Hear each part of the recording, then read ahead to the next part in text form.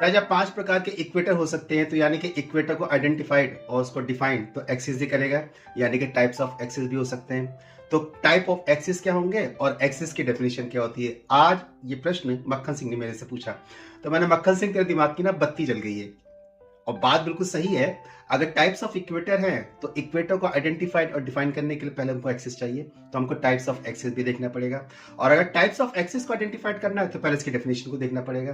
तो पहले एक्सिस की यानी कि पृथ्वी के अक्ष की डेफिनेशन देख लेते हैं।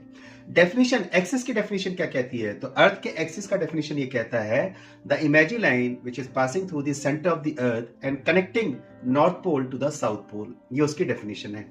यानी कि वह काल्पनिक रेखा जो पृथ्वी के केंद्र से होकर निकलती है और पृथ्वी के उत्तरी ध्रुव और दक्षिण ध्रुव को आपस में जोड़ देती है।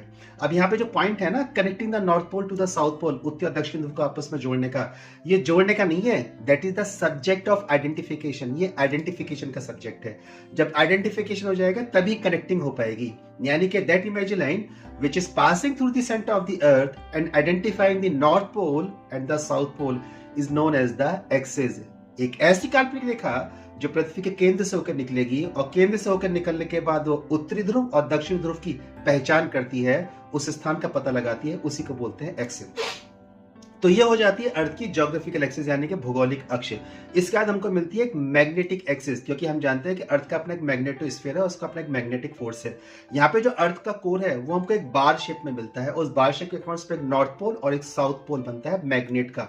तो जब नॉर्थ पोल और साउथ पोल को किसी इमेजिनरी लाइन के थ्रू कनेक्ट करा जाता है तो that is known as the magnetic axis. हाँ, मैग्नेटिक एक्सिस का एक इंपॉर्टेंट पॉइंट ये है कि ये एक्सिस की कंप्लीट डेफिनेशन को फुलफिल नहीं करती है। ये थोड़ा सा डिफ्लेक्ट होकर, ड्रिफ्ट होकर अर्थ के सेंटर से पास ओवर करती है, यानी कि एग्जैक्ट अर्थ के सेंटर से पास होकर नहीं निकलती है, लेकिन तब भी हम इसको इसका मैग्नेटिक एक्सिस बोल देते हैं।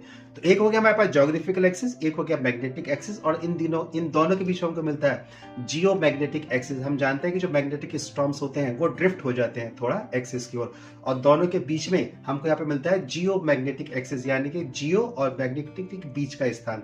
तो यहाँ पर जियो मैग्नेटिक नॉर्थ पोल और साउथ मैग्नेटिक नॉर्थ पोल को जो इमेजिनरी लाइन आपस में कनेक्ट कर जाती है उसी को हम बोलते हैं जियो मैग्नेटिक एक्सिस, यानी कि भू चुंबकत्व अक्ष। और इस प्रकार से हमको 3 मेजर एक्सिस अर्थ पर मिल जाते हैं, और जब ये 3 मेजर एक्सिस मिल जाते हैं तो यही 5 इक्वेटर्स को अर्थ पर डिफाइन करते हैं, और इसमें से भारत एक इक्वेटोरियल कंट्री बनके सामने निकल कर आता है। Yes, I am repeating, India एक विषुवत रेखा का देश सामने निकलकर बनकर आता है। और इन 5 इक्वेटर कौन कौन से हैं इनको हम नेक्स्ट लेक्चर में डिस्कस करने आ रहे हैं। तब तक के लिए चैनल को सब्सक्राइब कर लीजिएगा, वीडियोस को लाइक कर लीजिएगा और वेबसाइट को जो विजिट करिएगा। Thank you.